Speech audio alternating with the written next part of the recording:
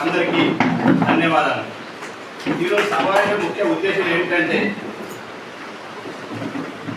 గత పాలక వర్గాలు మేనేజింగ్ కమిటీగా పాల్గొన్నాయి. ఇప్పుడు డిసెంబర్లో ప్రభుత్వము స్పెషల్ ఆఫీసర్ను నామినేట్గా అపాయింట్మెంట్ చేసింది.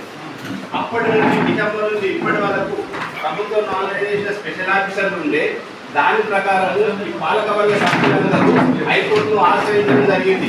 ఎందుకంటే పాలకవర్గ సభ్యులు అనేది ఎలక్షన్ అయినంత వరకు మేమే కొనసాగాలి, స్పెషల్ ఆఫీసర్ల పాలన ఉండదు అని హైకోర్టును ఆశ్రయిస్తే హైకోర్టు మన 4 తారీఖు మే నెల 4 తారీఖు నాడు 597 జీవో స్పెషల్ ఆఫీసర్ రద్దు చేయడం జరిగింది.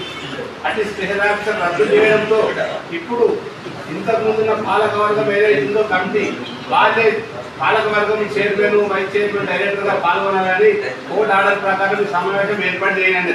ఇట్టి సమావేశం ఇచ్చిన మీకు అందరి పెద్దలకు, ప్రముఖులకు మా యొక్క ధన్యవాదాలు. ఇట్టి సమావేశంపై స్టేజ్ పైకి మన చైర్మన్ యశ్వంత్ రెడ్డి గారు రావాలని కోరుతున్నాను. అదేవిధంగా శ్రీశైలం డైరెక్టర్గా వైస్ చైర్మన్ గారు స్టేజ్ పైకి రాగలరు, మిగతా డైరెక్టర్ శ్రీరాములు గారు స్టేజ్ పైకి రాగలరని కోరుతున్నాను.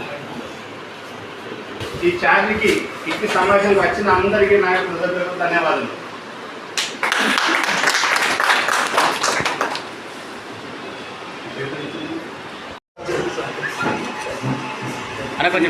ఈశ్వర గారి ఛార్జ్ తీసుకోవడం జరుగుతుంది కాబట్టి ఈశ్వర గారి ఉత్తర్వులను అమలు చేసేటప్పుడు సమావేశం ఏర్పాటు చేయాలి.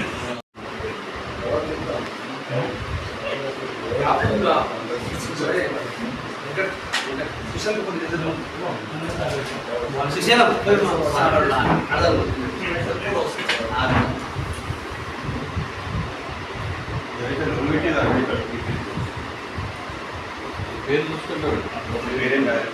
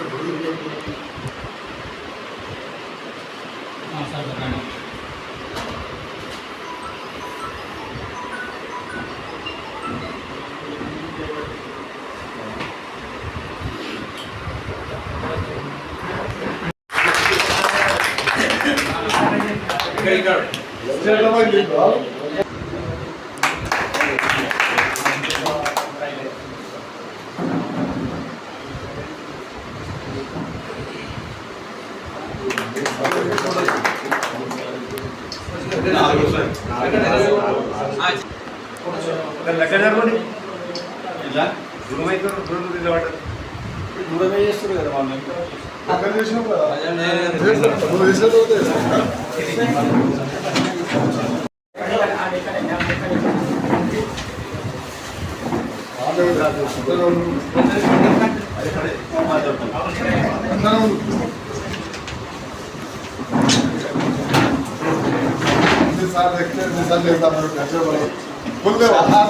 శాలకి కావాలి మనకు సంసారం.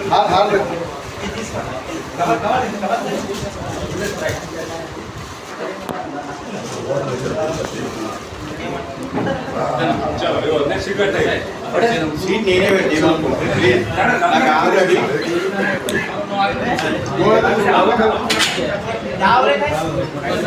ఏదన్నా ఆల్రెడీ బాడీ देखो కొంచెం देखो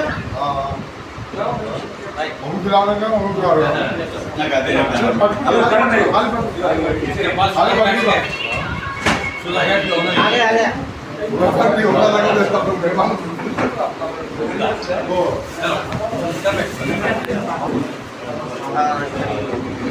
అరే అంతే ఉంటుంది మీరు సీట్ మీకు ఆట నాకు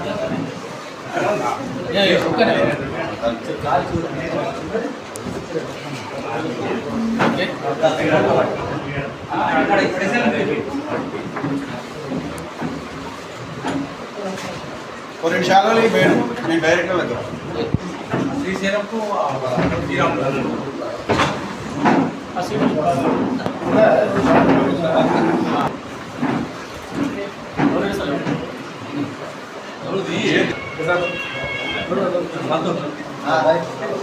సాయిలు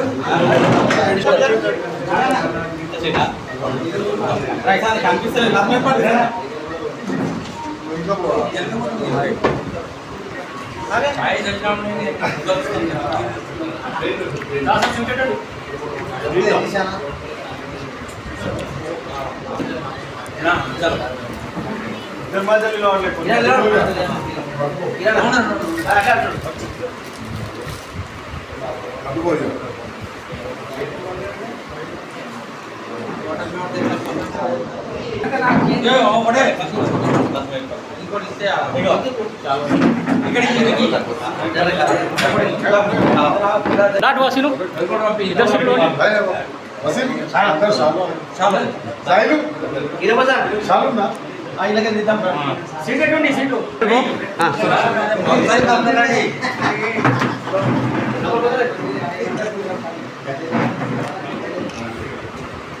ఫోటో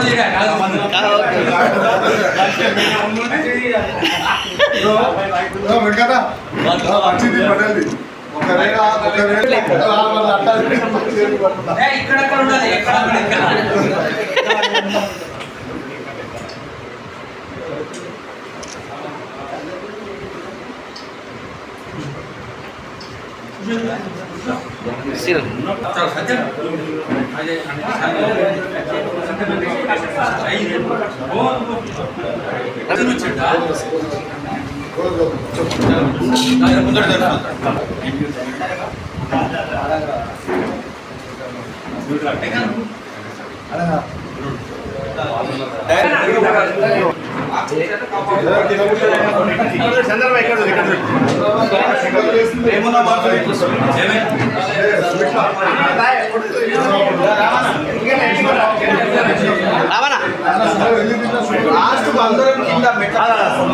లాస్ట్ కూడా కింద దిగలేదు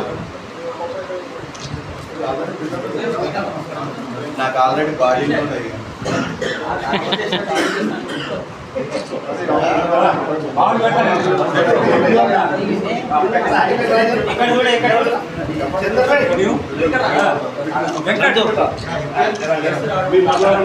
పూర్తి బలం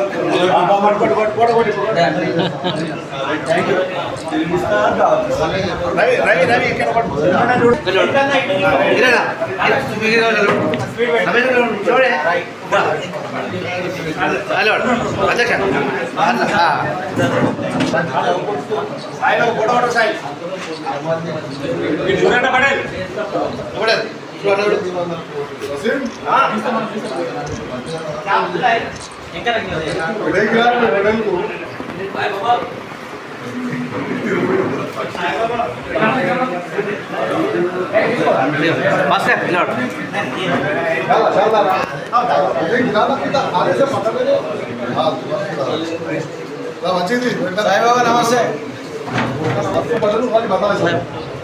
చాలు బాబు చాలు అడుచుకో చాలు हमारे साथ भाई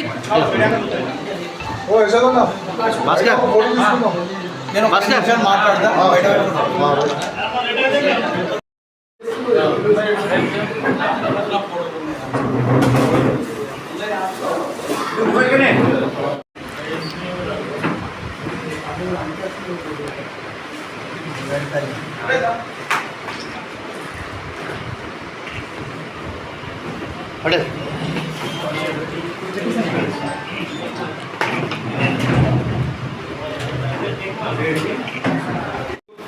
సొసైటీ ఆఫీసులో మనందరం కలవడానికి గల కారణం మరి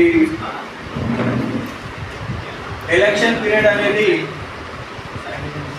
2025 ఫిబ్రవరి 15 నాటికి 5 సంవత్సరాలు ఊహించబడింది.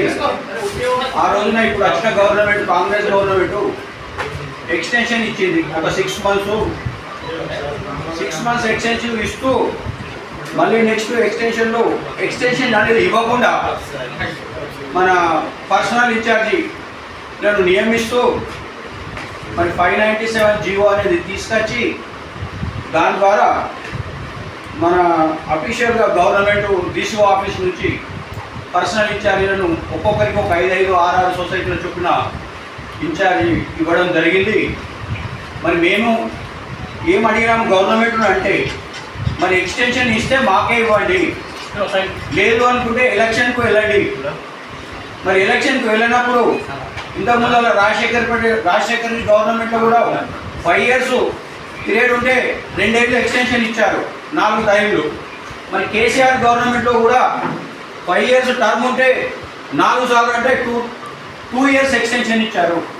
మరి మీరు 6 months ఇచ్చిన తర్వాత మమ్మల్ని రద్దు చేస్తూ 597 జీవోలు తీసుకొస్తూ మరి పర్సనల్ ఇన్ఛార్జీలను పెడుతున్నారు. కాబట్టి ఇది కరెక్ట్ కాదు.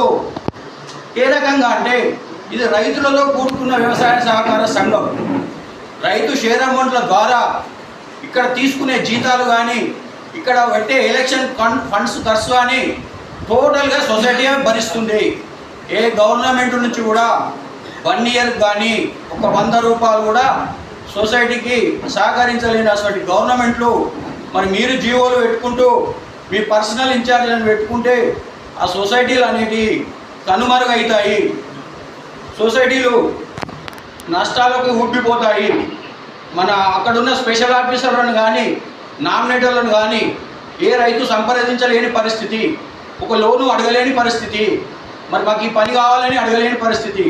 మరి నామినేట్ ద్వారా చేస్తే నష్టాల ఊపిలోకి పోతుంది, సొసైటీలు కనుమరుగవుతాయి. మరి రైతులకు వెన్నెముకగా ఉన్నటువంటి సొసైటీలు మరి రైతులు ఎన్నుకున్న నాయకులతోటే ఆ డైరెక్టర్లు చైర్మన్గా ఎన్నుకుంటారు, డైరెక్టర్లను రైతులు ఎన్నుకుంటారు. మరి ఆ చైర్మనే సొసైటీకి ఏదైనా చేయాలనే ఒక సంకల్పంతో పనిచేస్తాడు. కాబట్టి మరి ఆ చైర్మన్ పని చేయకపోతే ఆ రైతులు మళ్ళీ నెక్స్ట్ ఆ ఎలక్షన్లు నిలబడ్డా మరి వాళ్ళకి తరి అయిన బుద్ధి చెప్తారు. కాబట్టి అది భయపడుతూ సొసైటీని అభివృద్ధితో తీసుకుపోయేందుకు సంకల్పంతో పనిచేస్తాను. కాబట్టి మేము అన్నది ఏంటంటే సొసైటీ అనేది రైతులది. రైతులు ఎన్నుకున్నబడ్డ నాయకుడే, డైరెక్టరే చైర్మన్గా కొనసాగుతారు. కాబట్టి మీ జీవో తప్పని కొట్లాడడం జరిగింది. దానికి 3 సార్లు ఎక్స్టెన్షన్ కోరారు, 4వసారి దాన్ని విత్డ్రా చేసుకున్నారు. 597 జీవోను విరమించుకొని మరి ఈ విరమించుకోగానే కోర్టు అనేది యాజిటీజ్గా 14/2/25 నాడు ఇచ్చిన ఆర్డర్ను కంటిన్యూ చేయమని కోర్టు తీర్పు ఇచ్చింది. కాబట్టి మరి మళ్ళీ మాకు ఆర్డర్ రావడం జరిగింది. కోర్టు తీర్పు ద్వారా విజువల్ పర్మిషన్ రావడం జరిగింది. మరి వాళ్ళు మాకు ఇవాళ పర్మిషన్ ఇచ్చారు. కాబట్టి తిరిగి సొసైటీ చైర్మన్గా నేను కొనసాగుతున్నాను. మరి నేను అనేది ఏంటంటే నెక్స్ట్ కూడా ఇది మరి 3 రోజులు ఇస్తారా, 3 రోజుల కల్లా మళ్ళీ జీవో తెస్తారా, 3 నెలలు ఇస్తారా, 3 ఏళ్ళు ఇస్తారా అనేది మాకు తెలియని విషయం. కాబట్టి ఇది రైతులకు సంబంధించిన సొసైటీ. కాబట్టి నామినేట్ విధానం అనేది కరెక్ట్ కాదు. పోయినా ఎలక్షన్లకి పోవాల్సింది. కాబట్టి మరి ఇలా కాంగ్రెస్ గవర్నమెంట్ తీసుకున్న నిర్ణయం అనేది సరి అయినది కాదు. ఎందుకంటే 908 మంది సొసైటీలలో 700 పైచిలకు కాంగ్రెస్ చైర్మన్లే ఉన్నారు. మరి 10 మంది డీసీసీ చైర్మన్లల్లా 9 నుంచి 9 మంది డీసీసీ చైర్మన్లు వాళ్ళే ఉన్నారు. మరి ఎందుకు మారుస్తున్నారు? అందరూ అంతర్యం ఏంటో ఆ గవర్నమెంట్కి తెలవాలి. మరి మేమేదో ఒక 100-200 మంది వేరే పార్టీ పరంగా ఉండొచ్చు, కానీ మరి మీ పార్టీ పరంగానే 80%-90% ఉన్న వాళ్ళని తీసేసి మళ్ళీ నామినేట్ పెట్టుకున్నామంటే మరి ఇలా తిరగాసి ఏముంది? మరి ఇలా మీరు ఏం ఆశిస్తున్నారు? మరి సొసైటీలను ఖరాబ్ చేయాలన్నా మరి అక్కడ నామినేట్గా పెట్టుకున్న వాళ్ళ దగ్గర ఏమన్నా మీరు దాన్ని ఏమన్నా విలువ కట్టుకున్నారా? అది మీకే తెలియాలి. కాబట్టి ఈ సొసైటీలను నామినేట్ చేసే విధానం అనేది కరెక్ట్ కాదు. కాబట్టి ఇప్పటికైనా గవర్నమెంటు కోర్టు ఇచ్చిన తీర్పును గౌరవిస్తూ మాకు ఇచ్చిన ఈ అవకాశానికి గవర్నమెంట్కు మేము కృతజ్ఞతలు తెలియజేసుకుంటూ మరి టేక్మాల్ మండల్ తరపున టేక్మాల్ మండల రైతుల తరపున మరి కోర్టులో మా గురించి కొట్లాడి జీవోను రద్దు చేసి మరి మాకు న్యాయం చేసిన సొసైటీలకు న్యాయం జరిపించిన బుచ్చిరెడ్డి అడ్వకేట్ గారికి మరియు ఆయన తరపున వాదించిన ఇంకో 4 లాయర్ల గారికి కోర్టు తీర్పిచ్చిన కోర్టుకు మరి టేక్మాల్ మండల రైతుల తరపున టేక్మాల్ మండల్ తరపున వాళ్ళకు కృతజ్ఞతలు తెలియజేస్తూ మరి గవర్నమెంట్కు ఇప్పుడు మేము కూడా కృతజ్ఞతలు తెలియజేస్తున్నాం. మరి మీరు ఇప్పటికైనా ఆలోచన చేయండి. నామినేట్ విధానంలో నష్టాల్లోకి పోతుంది, రైతులకు చాలా ఇబ్బందికరమైన పరిస్థితులు వస్తాయి. కాబట్టి ఆ నామినేట్ విధానం అనేది కరెక్ట్ కాదు.